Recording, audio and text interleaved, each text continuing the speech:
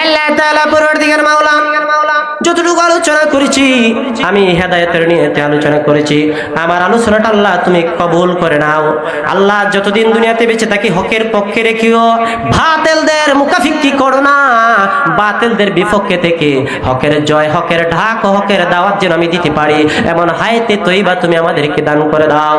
আল্লাহ তাআলা ফকির আমরা কবরস্থানে লক্ষ লক্ষ মুর্দাগান ঘুমাই রইছে, বাবা সেদিন আদম থেকে নিয়ে আজ পর্যন্ত যত ওলিয়া উলিয়া গাউস কুতুব পীর মাশায়েখ বুজুর্গানে দিন প্রত্যেকের নামে নামে তুমি হাদিয়াতান পৌঁছিয়ে দাও। আল্লাহ বিশেষ করে আমাদের দাদা দাদি নানা নানি বাবা শ্বশুর শাশুড়ি ফিরুস্তার হকদার দাবিদার বন্ধু বান্ধব যে যেখানে শায়িত প্রত্যেককে মাফ করে দাও।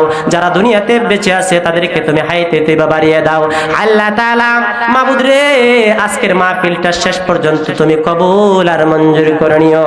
আল্লাহ শেষ পর্যায়ে আমার আলোচনা আল্লাহ যতটুকু তুমি কবুল করেছো লক্ষ কোটি হাদিয়াতান বৃদ্ধি করে যার কদম মুবারকে পৌঁছাইলে তুমি খুশি, রাসূল পাক সাল্লাল্লাহু আলাইহি সাল্লামের কদম মুবারকে তুমি হাদিয়াতান পৌঁছিয়ে দাও।